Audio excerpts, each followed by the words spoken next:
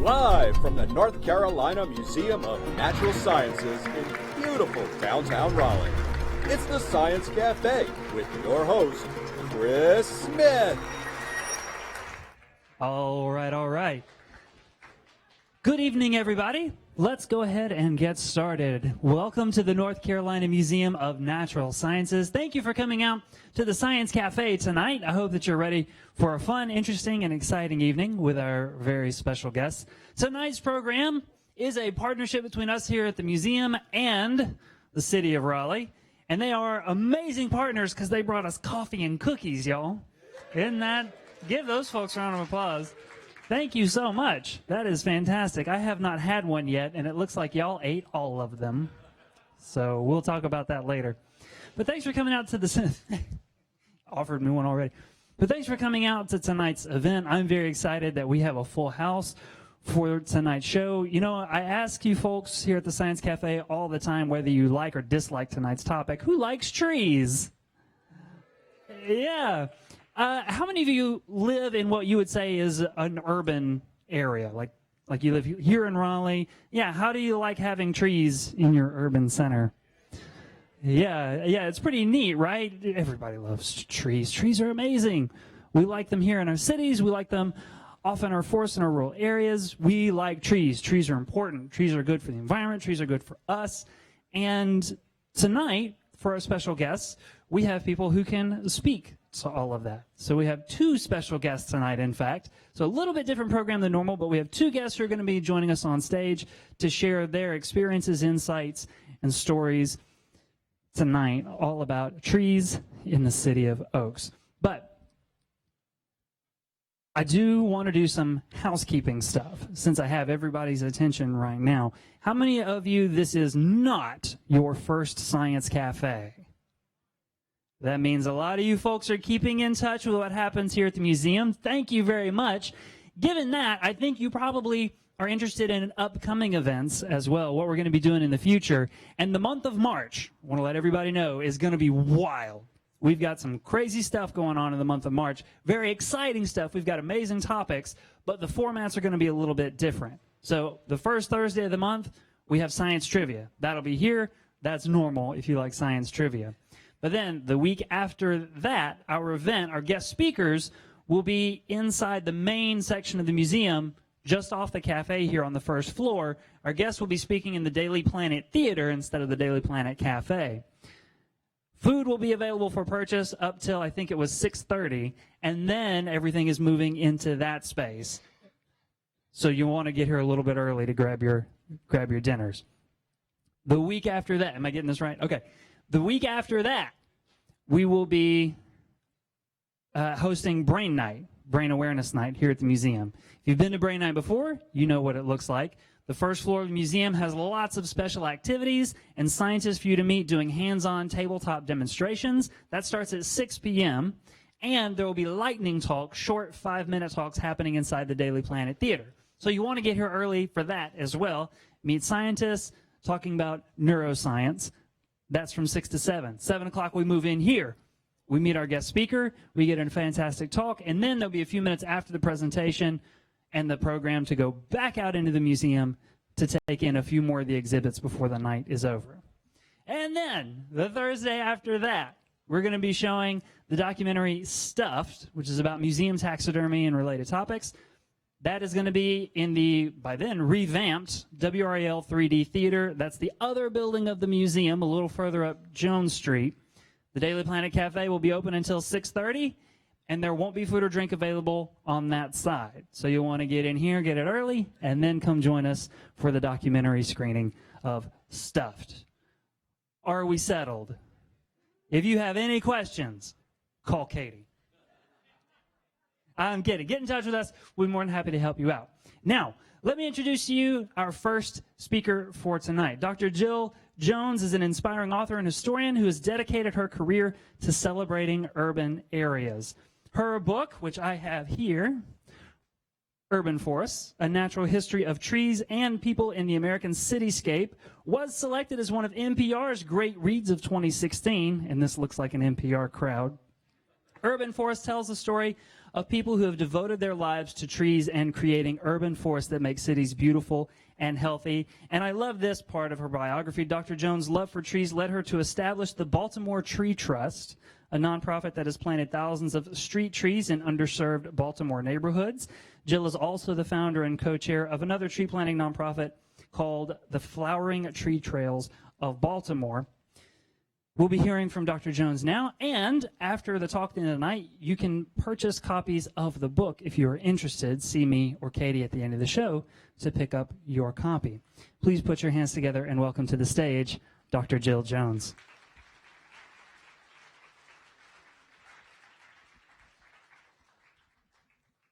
All right, so I'm going to be testing my coordinated abilities. I think I'm about to get rid of this because I have to hold this mic and advance my slides. Okay.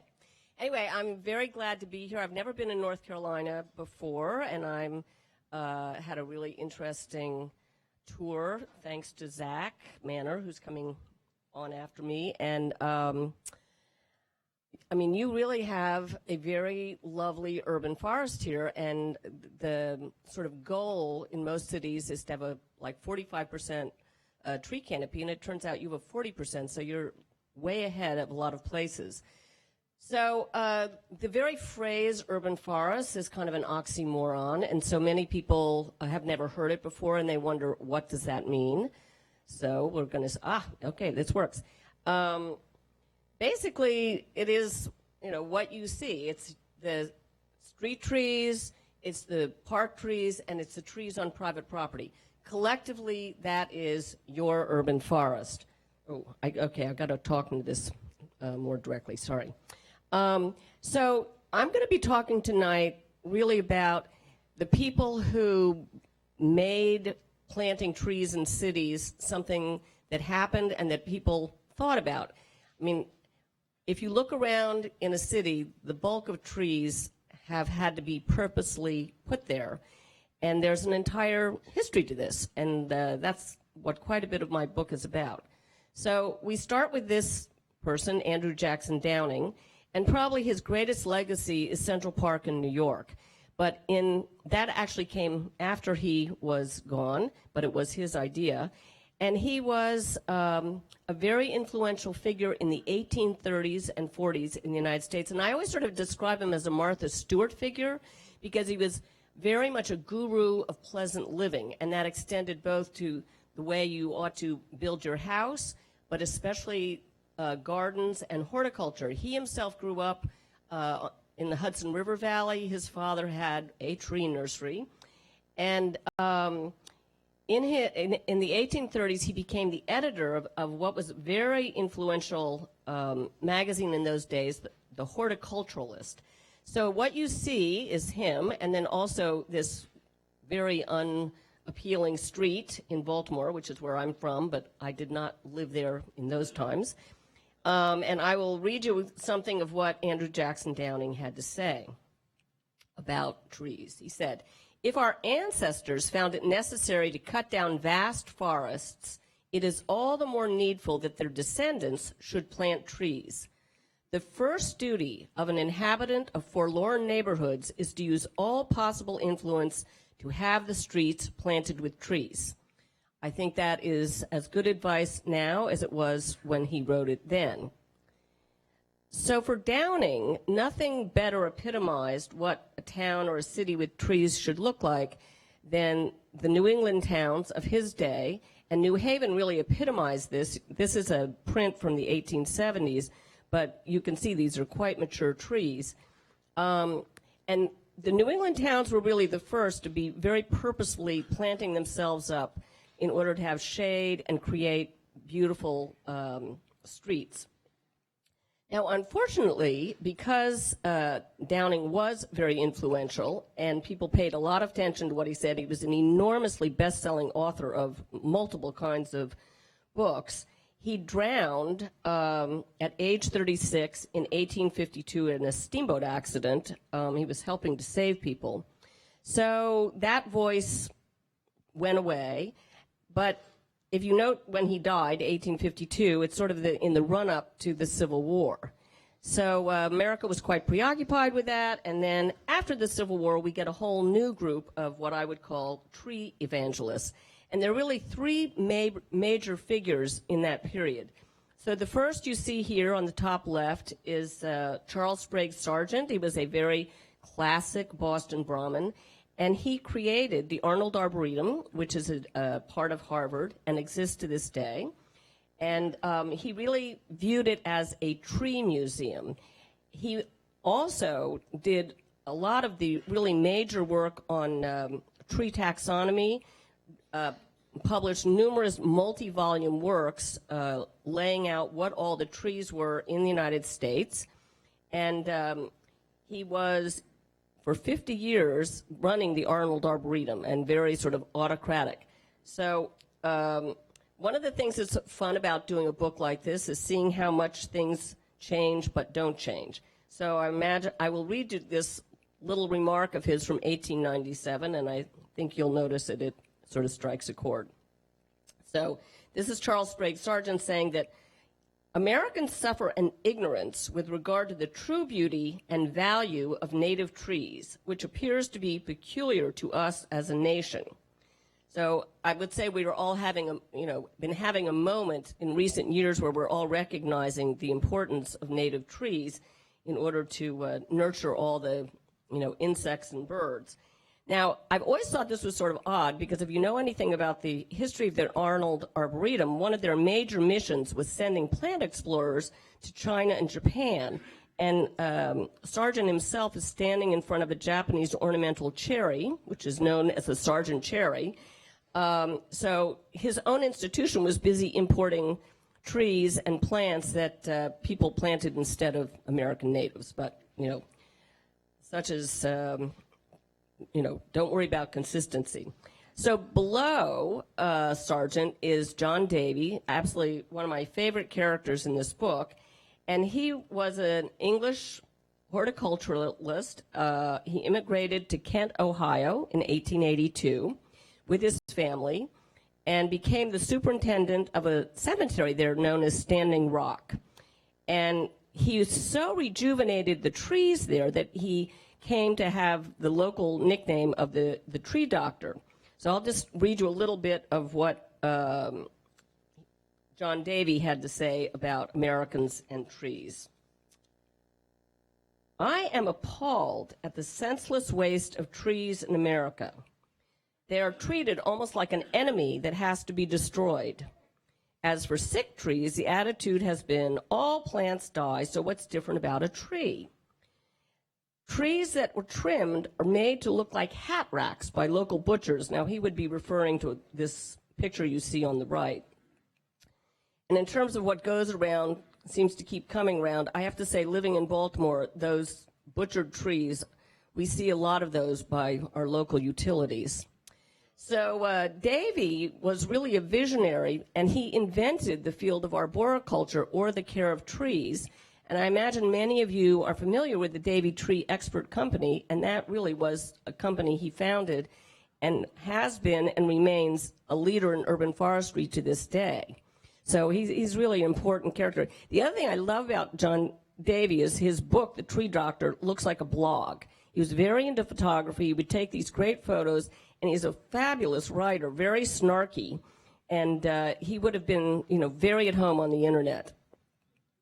So the third person is J. Sterling Morton, and you don't see his picture here, but he invented Arbor Day in Nebraska in 1872 as a tree planting holiday. But I should say it never really went anywhere. A couple of other states signed on. Until 1882, when, as you see, this is Cincinnati, and the American Forestry Congress, which was very alarmed at the clear-cutting of, all of America's forests, was gathering to address these issues. And the local school superintendent, a man named John Peasley, decided that they, meaning Ohio, would have its first Arbor Day, and he was going to organize it, but as a school children's holiday. And this was being held in Eden Park, which exists to this day. And now, he mobilized 7,000 school children, which is what you see this photo of. And the idea of Arbor Day as a school children's holiday really was him. So he's kind of rebranded Arbor Day, and it really took off after that, which then set off this feud between him and Morton as to who was, the true author of Arbor Day as we know it. So one of the things that Morton had to say was that he always felt that Arbor Day was a very American kind of holiday because it looked to the future. And his feelings about it were, Arbor Day looks forward, it is devoted to the happiness and prosperity of the future, and he felt that that was a very American point of view. And all these people were, in fact, very successful because Americans, especially in cities, began to embrace tree planting as really important. It was sort of an essential part of the progressive era City Beautiful movement, and it was very fueled by two basic things. One, there was no air conditioning in those days, so there was very strong reasons to want to have as many trees as possible. But also, cities were full of animals, especially horses, with all their droppings, and often city streets were not paved. And so the kind of dust that was set up by this, trees really can take in particulates. So from this point of view of public health, trees really were important, one, because they kept things cool, and they were absorbing these rather healthy kinds of dust. And there also really was not modern medicine in those days. So again, this very public health point of view. So I think we could probably all agree we have never had as a nature-loving president such as Teddy Roosevelt. And this is a picture of him in 1907, as you see, planting a tree.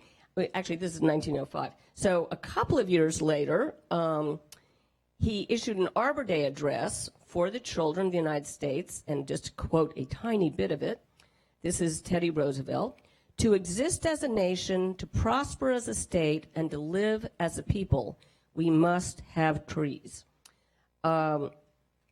So again, American cities really planted themselves up, and life goes on, history proceeds, and World War II comes to an end. And there's a great question. America has lost 117,000 young men in this war. How do we memorialize these young men?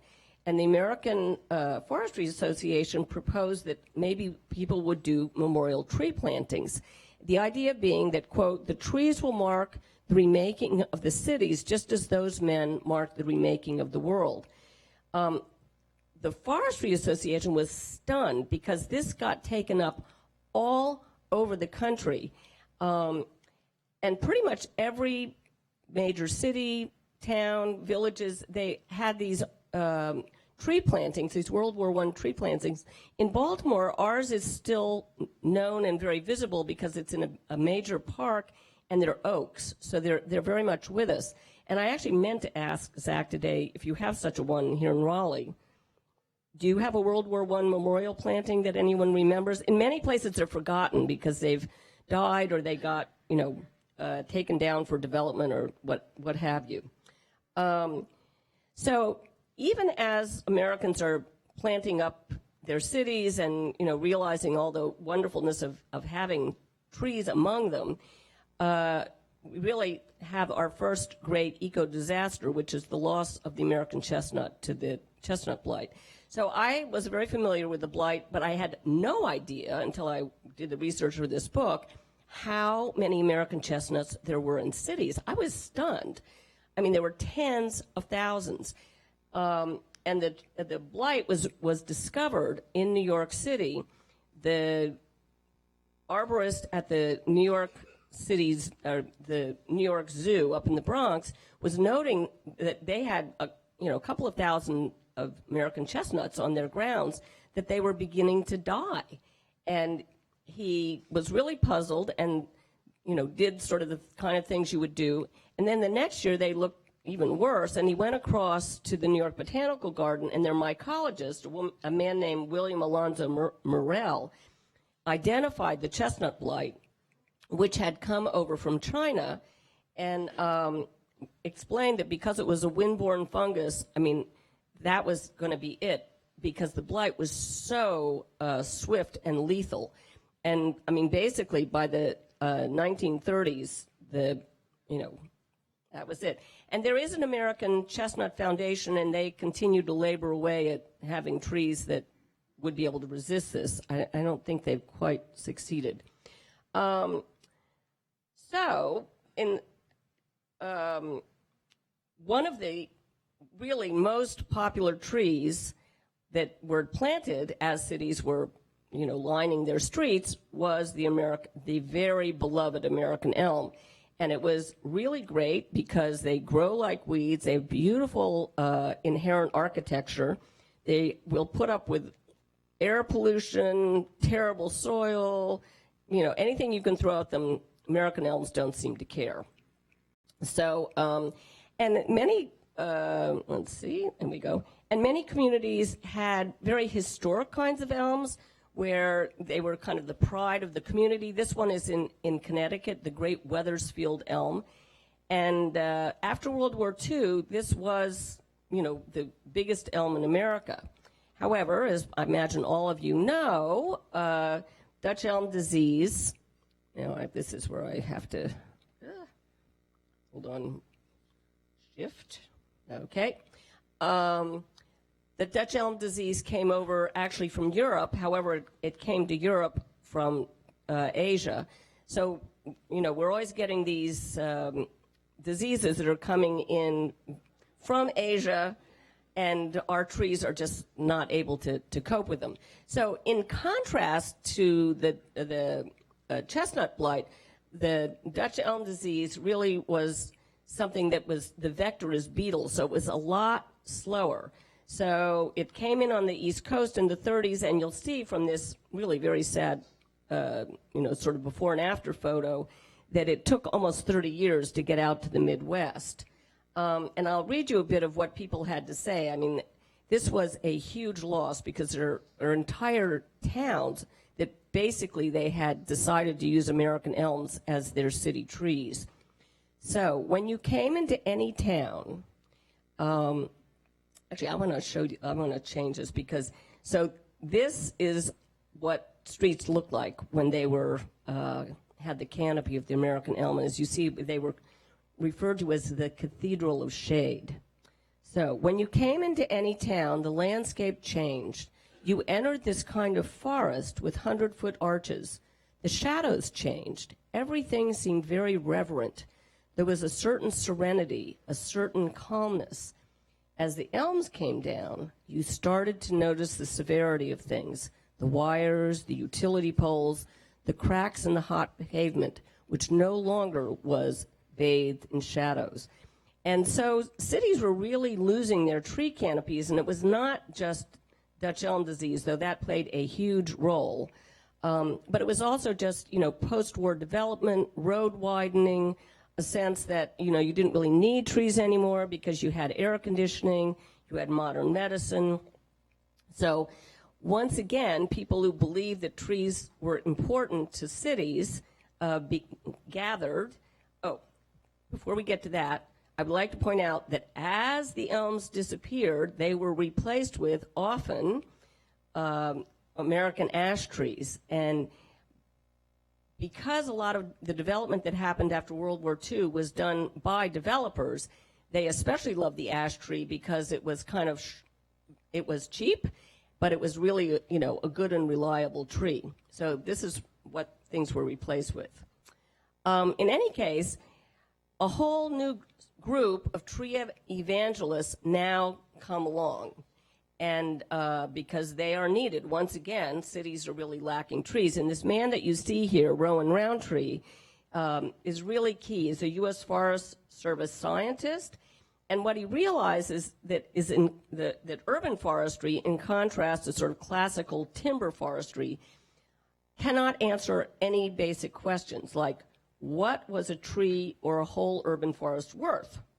If you looked at your urban forest, did anyone have any idea of what the structure and character of it was in terms of what species you had, how old they were, what their health was? did trees, as people believed, really clean the air? Or how much did they save in energy costs? How much stormwater could an oak tree absorb? I mean, these are like very basic questions that you would want to be able to explain to a city manager, like, why should you spend money on trees for this reason? What do we have? We don't know. So this begins, a very important field of science. At the same meeting, there is this person with a beard. His name is Andy Lipkiss, and he was an entirely new kind of tree lover. He was not a professional, but he was just this sort of charismatic baby boomer flower child from L.A., and he fell in love with tree planting at age 15. And in contrast to, sort of the scientists and the professional, tree people, Lipkiss really understood how to cast trees and tree planting as something as hip, as glamorous, as a way to heal cities, and he knew how to market this concept. You'll see this license plate there. So Andy Lipkiss dreamed up the first Million Trees campaign for the LA Olympics in 1984. And tree people really served as this very highly influential grassroots model. It made people who were not professionals but who loved trees feel that they could take on this issue and do it successfully. So what happens is Rowan Roundtree and his various graduate students, two of whom you see here, David Nowak and Greg McPherson, spend quite a few years investigating this science. And in the early 1990s, the second Mayor Richard Daley of Chicago, his city, like many others in the U.S., was under an EPA mandate to clean its air.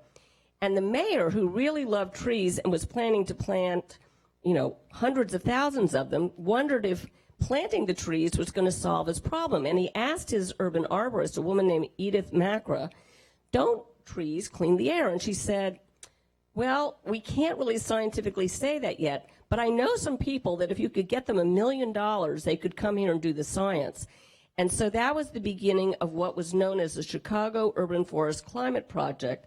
And that involved David Nowak, Greg McPherson, Rowan Roundtree, and it really laid the foundation for what today is known as iTree, and that's a free software that calculates the benefits of trees. And they're able to do this because, these people and many others did all the science. And it's really the beginning of being able to argue that trees and urban forests serve as green infrastructure and perform all kinds of important services. So you have to think of trees as civil servants, hardworking civil servants. And the answer is yes, trees do clean the air. And if you want to know how much, you can go onto iTree and, investigate all kinds of aspects of trees and urban forests through there.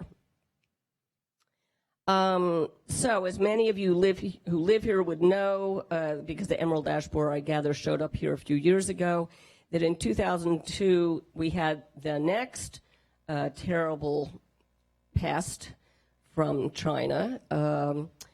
And unlike the beetle for the Dutch elm disease, this is a much, much more energetic beetle. It killed the trees much more quickly, and it spread very rapidly. As far as I know, it has not made it over the Rocky Mountains, but the whole eastern part of the country is got these, and already, many hundreds of millions of ash trees have been lost.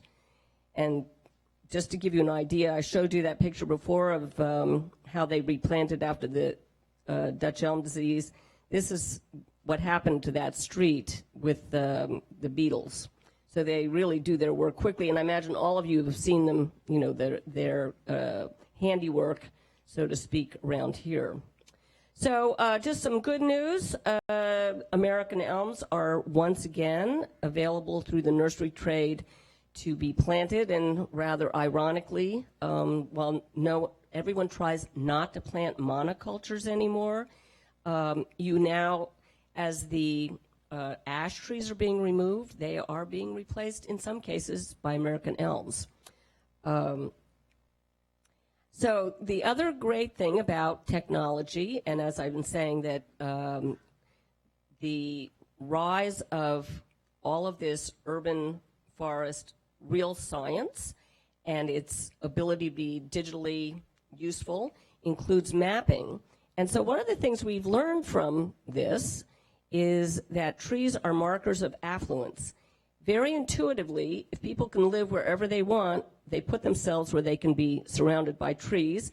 I live in Baltimore. This is Baltimore, and you will, where it's very green, is the greener it is, the wealthier those neighborhoods are. And when I was started and working at the Baltimore Tree Trust, those very low canopy arid neighborhoods is where we were planting trees.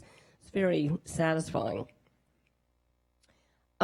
So we have entered this period when trees have come to be very accepted as a form of green infrastructure that are very profoundly important, especially in terms of things like stormwater, and as a way of just doing all kinds, making life much better in cities. So here are kinds of things that you learn through iTree.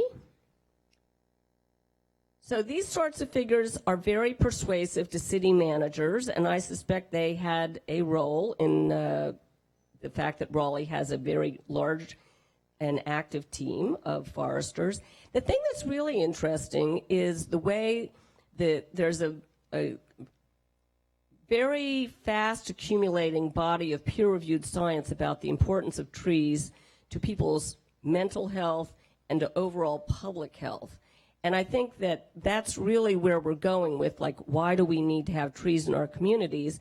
Because I think as citizens, most people, while it's great that trees are important for stormwater and very important for shade, it's the kind of community that they make possible and the sense of well-being that people have.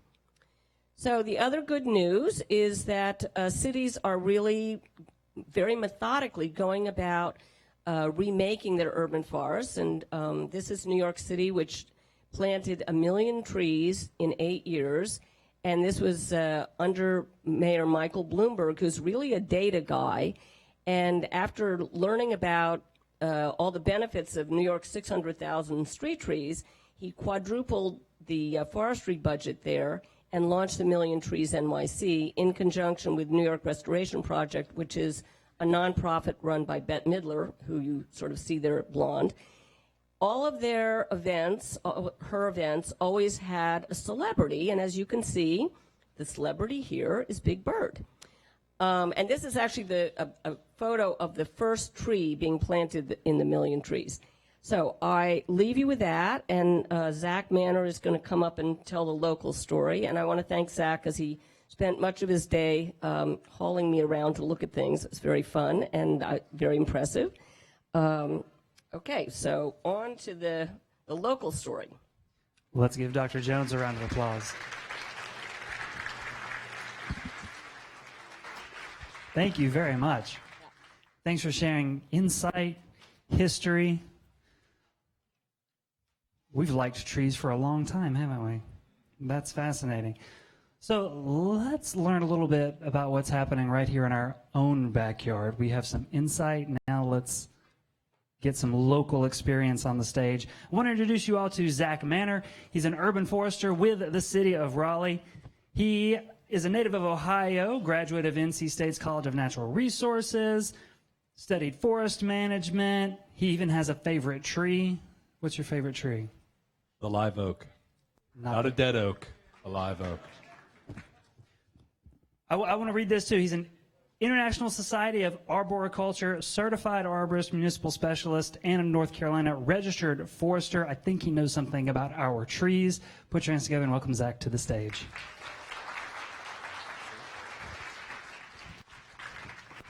Thanks, everybody. I'm glad you came out. It's a great turnout. It's really great to see everybody out here who's interested in trees.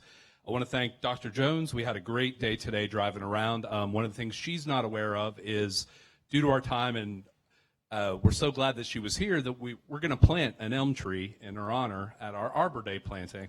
So it's a surprise to her as well, but as you can tell from the presentation, she's a fan of the elm, and kind of finding a native tree that fits, we think, is a great representative. So I'm going to talk a little bit tonight about kind of what our urban forestry division does in the city of Raleigh.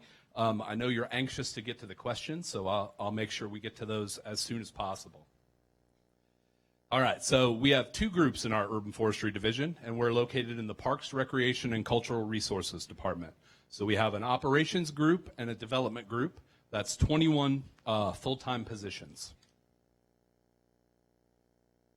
All right, so we're sort of the Swiss Army knife of the city. We do tree maintenance and inspections. We do regulatory review and enforcement, education, storm response, and each of those are kind of broken up. So tree maintenance includes planting, pruning, removals, tree protection.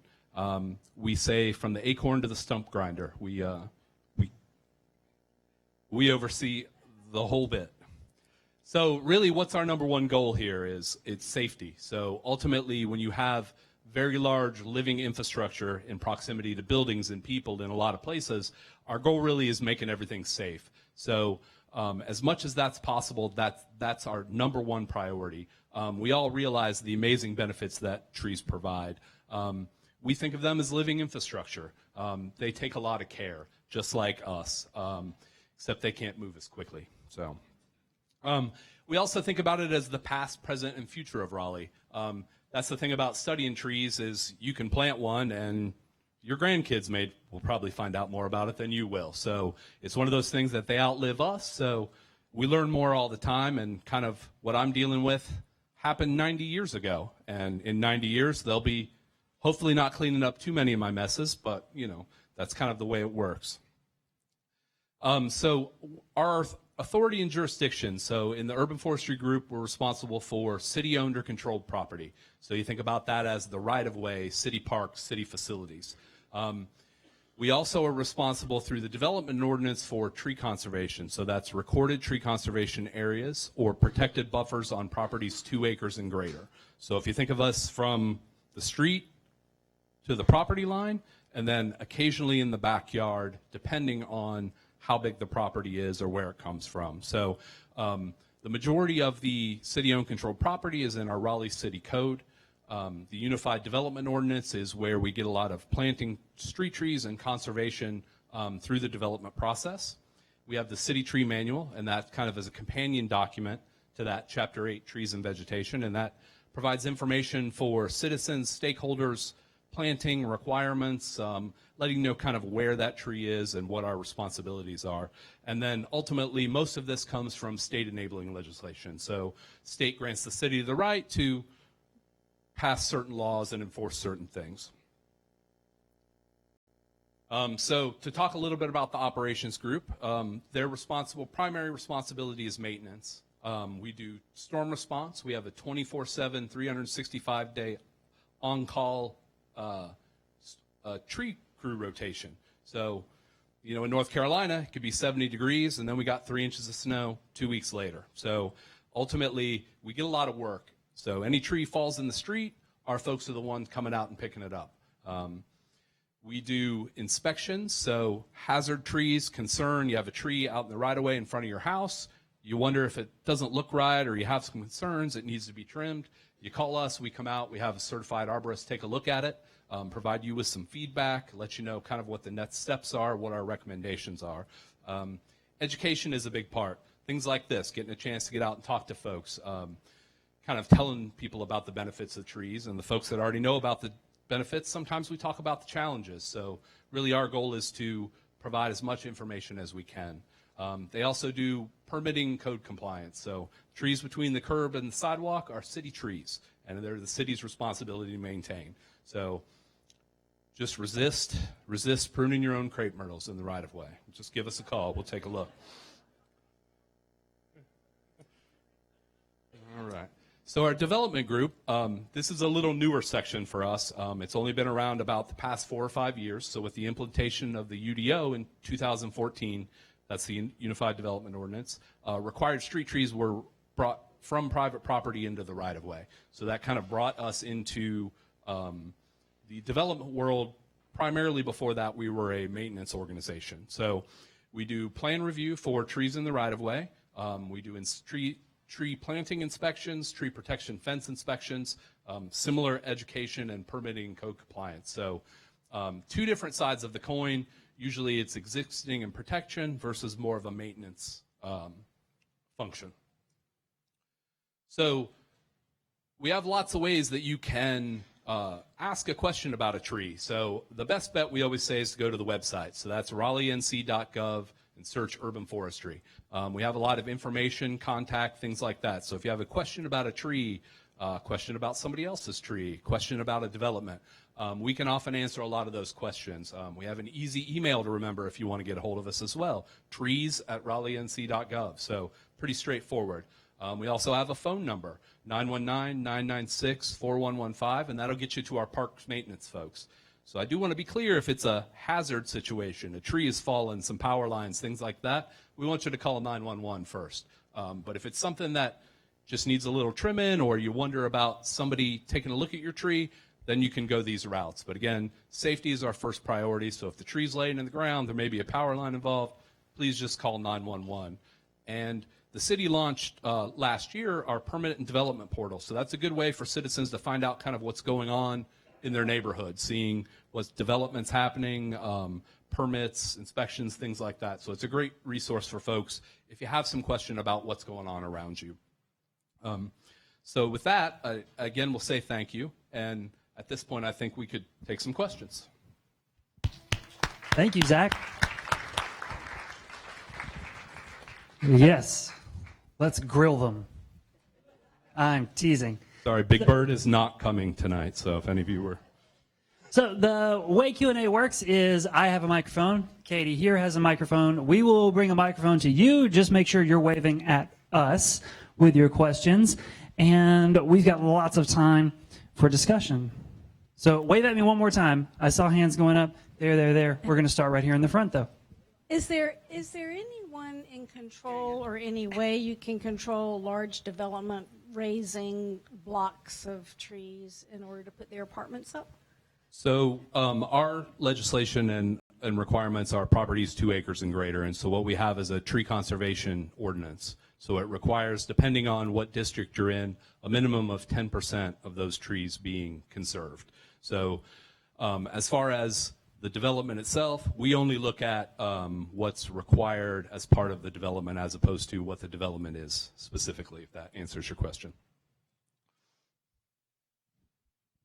Hi, I understood from a meeting, a CAC meeting we had last year sometime, that it's either the UDO or the tree manual, I'm not sure exactly which one it is, but that if someone cuts a tree down and is required to replace it, that it is a straight inch for inch replacement. So if you have a tree that's 36 inches in diameter, DBH, then you can replace it with 18 little 2-inch caliper trees. And I'm just interested how that is considered equivalent. I understand on a ruler that's equivalent, but I don't think anybody here would think that one big tree with that circumference and that crown is really being replaced by 18 little bitty ones. Sure. So we can't replace a 36-inch tree. It's not really possible.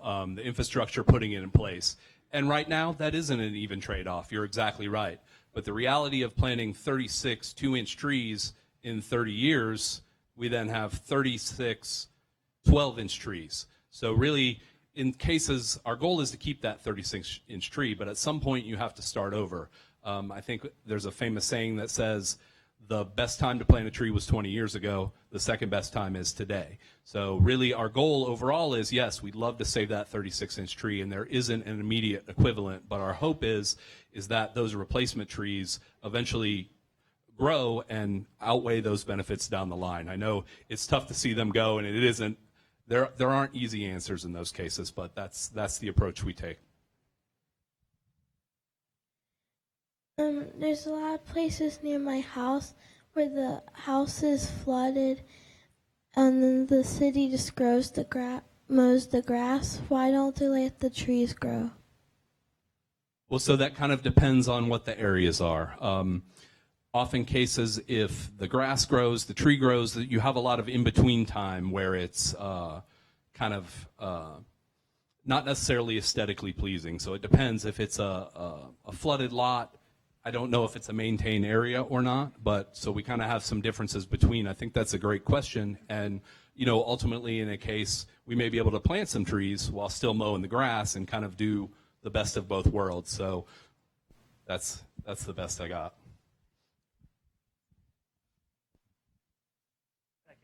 Okay. I have a friend that has a small front yard, and has a magnolia tree in the center of it. It's covered the whole green ground, and it can't grow any grass on it now. But the tree's like probably 175 years old, and he doesn't want to cut it out. He loves the tree, but he just recently acquired that property, and he wants to know who to direct it to maybe trim some of the branches, or see what the risk is of the tree falling over, especially in that storm we had a couple weeks ago, like that. So I don't know who to direct them to, but he does like the tree, and but he wants to come. Sure. So if the tree's in the right-of-way, city or owned and controlled property, we have specific companies, but what we do recommend is the National Society of Arboriculture, certified arborist. So there's lots of great local. That recommendation is they'll come out. Sometimes you can raise some of those lower limbs up, get yourself a little more light. A bit of the weight of the tree in general. So that's my recommendation, is always check companies insured and on the up and up. Zach, take a break. Dr. Jones, I'm curious about something. In your book and in your research, you found a lot of people who really cared about trees, wanted trees out there. But in my mind, that means that somebody thought it was a good idea to cut them all down in the first place. So in your research, and perhaps this is in the book as well, what's the thinking, the logic that you see in the historical record for big clear cuts or for getting rid of trees, or does it not exist? Well, so there's a difference, obviously, between cities and forests, and I mean, certainly in the first era of when people were urging trees in cities, it's just, cities were pretty new. We were urbanizing, and many people obviously people coming to the city were used to living in the country. So there was a desire to have trees around, but also what I was saying, that, cities were hot and dusty, and that was really, kind of the only thing to be done. I mean, on the subject of just clear-cutting trees, so in my book I have this whole episode. Washington, D.C. is known as the city of trees.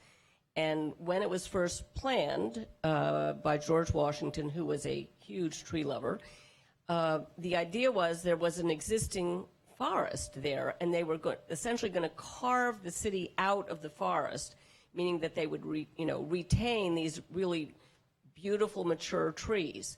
So by the time Jefferson becomes president, another huge tree lover, he is gnashing his teeth because people are basically developers are coming in and cutting down these big trees in order to just clear places that they think that they might want to build.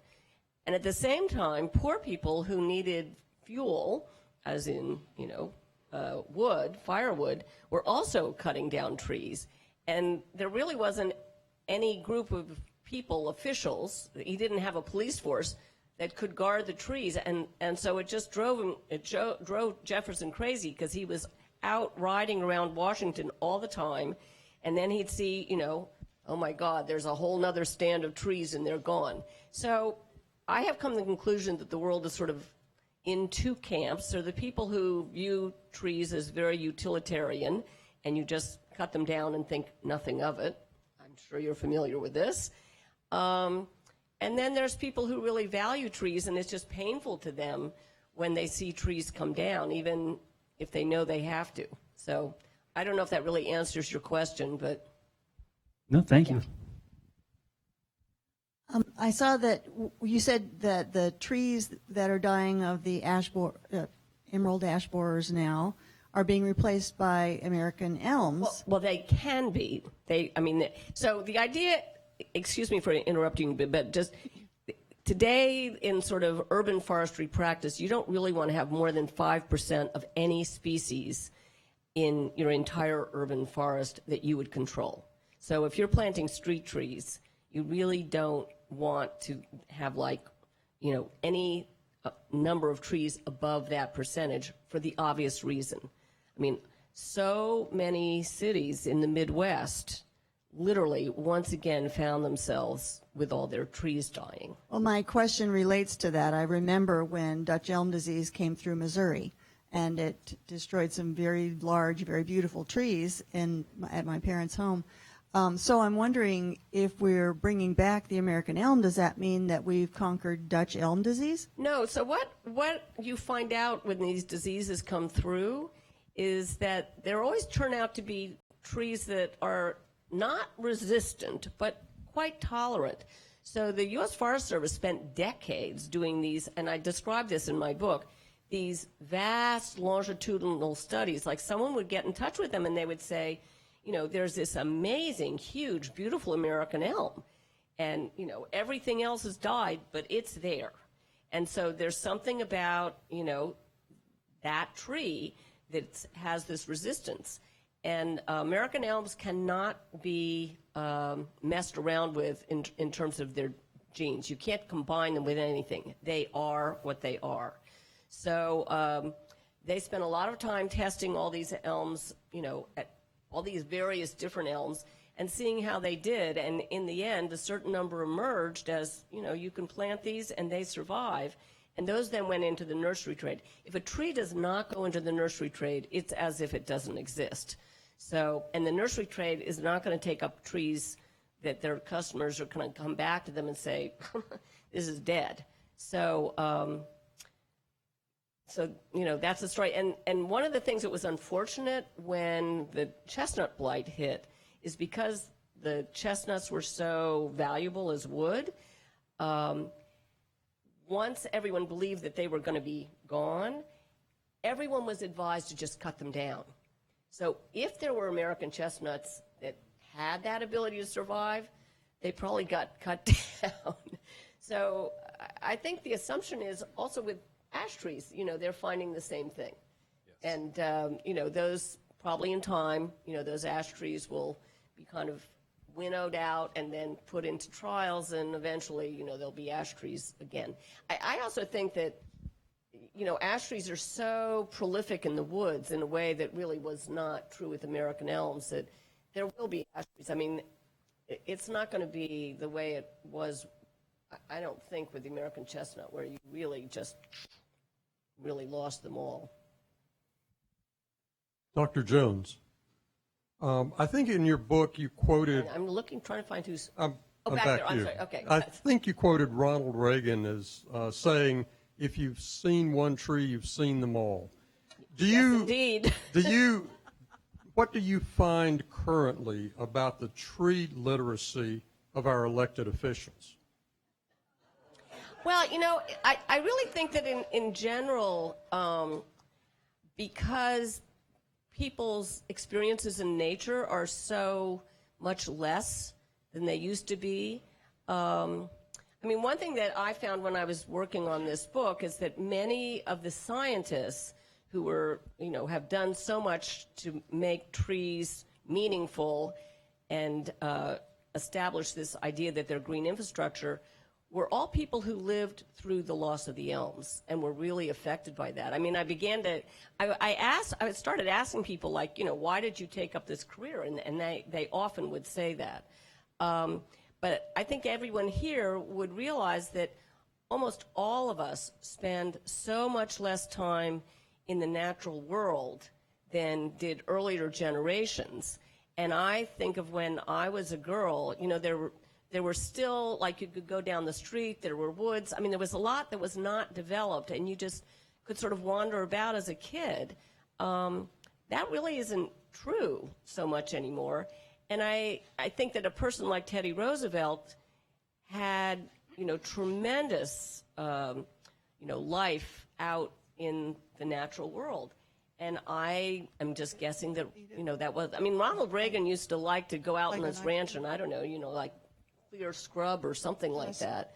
But, I think that's a real problem. You're not going to have people who want to defend the natural world and care about birds or, free-flowing streams or the status of fish if they're not engaged with that themselves. Obviously, all the sort of conservation groups understand that because everyone's busy trying to connect kids to nature in some way. Okay, tree planting programs are noble and wonderful, whether done by school children or presidents. But the first year of a young tree is crucial. They need attention and water and care. Is part of the tree planting program taking a vow to take care of that tree you planted for the? No, I don't believe those vows are worth anything. So how do they survive? It's great to get them planted. When I started the Baltimore Tree Trust, the first thing I knew is, from my own experience, I totally knew this in my head, but I had a tree planted in front of my house, and I never watered it. I would always mean to water it, but then so one of the things I always said is that watering is work that someone has to be paid to do. So at the Tree Trust, we paid people to water our trees, and eventually we got our own watering truck where we still paid people to water. We planted our trees with volunteers because everyone loves to plant trees. No one likes to water trees. Don't ask me why. But I myself was guilty of that, and so I recognized that that's a reality. So we would water our trees for the first 2 years, and then, at least in Baltimore, we have these tree keepers, and they're trained to, as long as you stand on your own 2 feet, to prune trees.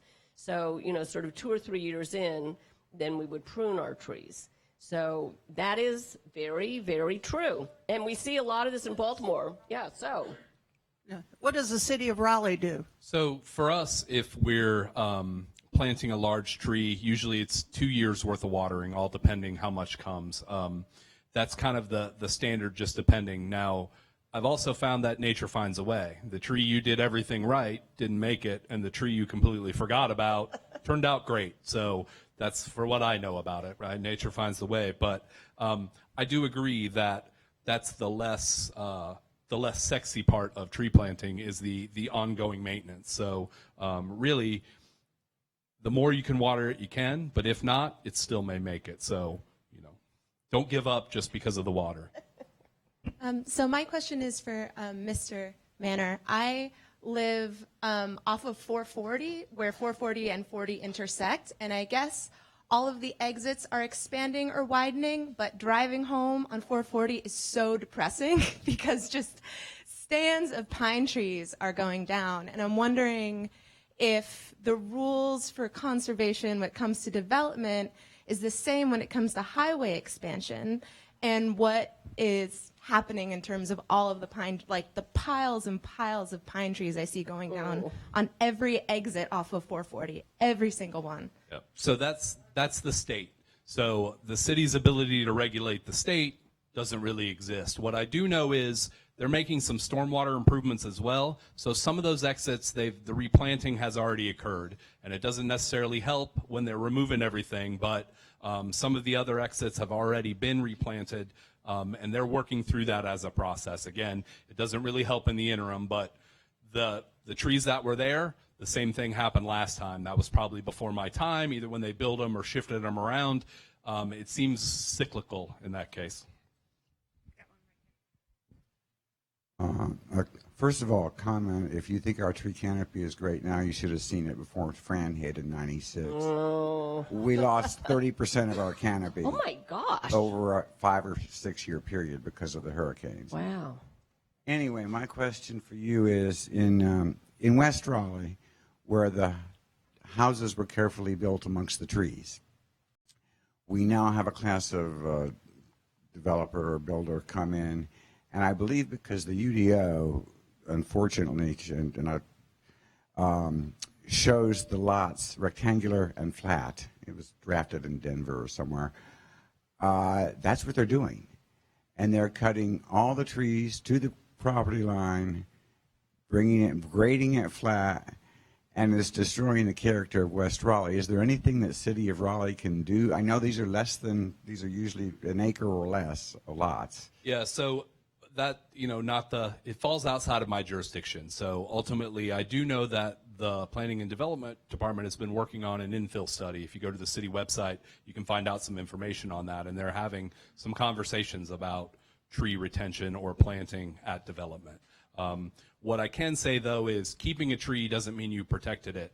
Just because you left it in place, if you're damaging a significant portion of that root zone, then you're just basically leaving a new homeowner with a giant hazard right next. So there are times to keep them, and there are times to cut them down. So just in that regard, it's difficult to rebuild in a scenario with a mature tree. Oh, I understand. But these folks are cutting to the property line when they're not regrading. So anyway. No, you're good. Oh, look at the hands go up. All right, so we're running out of time. I identified 3 questions almost at random. People have been waiting. This is going to be a lightning round for our question askers and our answerers. So we're going to go short questions, my apologies, and short answers so that we can get folks home to, I don't know, maybe there's a sporting game. I don't know. Let's get started. Okay, fast. Okay, so you said we had 40% canopy, and I'm Blanca. I live at Shelley Lake. We have eagles nesting up in the tall trees, and yeah, we're faced with the downward trend in our canopy. And they want to there's a plan to put people by parks, which is great, but they're putting them right in the buffers and taking all the trees out around our greenways. And like this gentleman said up front, they're allowed to clear cut anywhere there's low density. So they're actually saying high density is better and putting high density at our parks. Please check out my website. But what can we do to kind of change these silly rules about the 2030 plan? And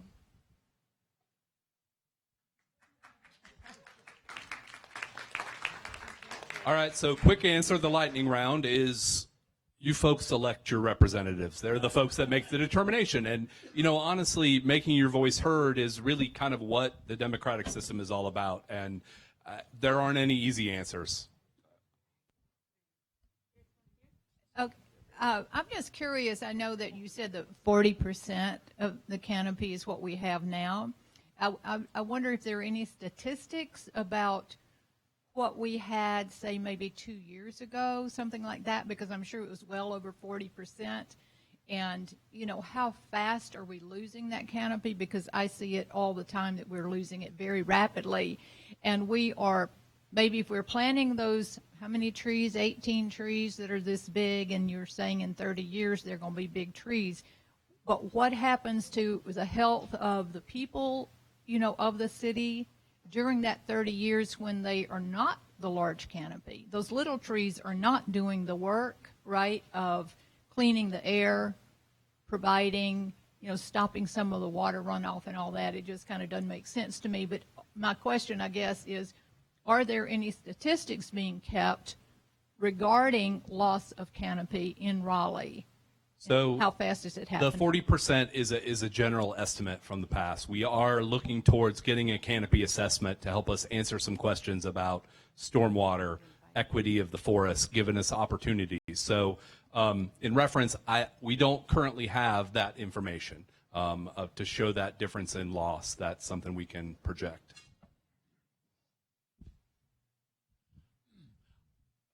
I was just wondering if there has been any similar problems with the oak trees in Raleigh. We talked about elms and the others. Do they suffer from any specific diseases or insect deprivation? And we certainly must have more than 5% oak trees, which you like to say is our percentage. But I'm hoping that we can keep as many of the oaks here as possible. So the quick answer is, I lost my battery. Sorry. So the quick answer is The 5% is lots of different types of oak trees. So you get a little difference in red oaks, white oaks, willow oaks, kind of you have some combinations there.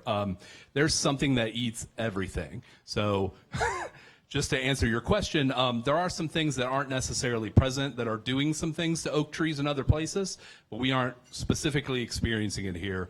I think we've seen over the years on the willow oaks, a lot of the worms that hang down eat a lot of the foliage. So there's something that eats everything. Usually the scariest thing is the thing you don't know about yet. Oh, wait a minute. Wait, hold on. Zach, I just got asked a strange question. Can you do an interpretive tree dance? This has become a recurring theme. So typically, not much of a singer, not much of a dancer, but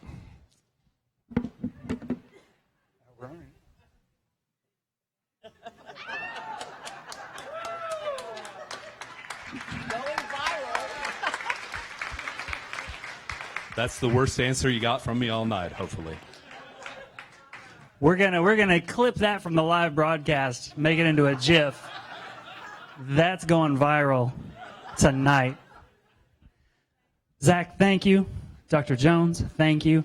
Thanks to all of you for coming out tonight, being with us, learning with us.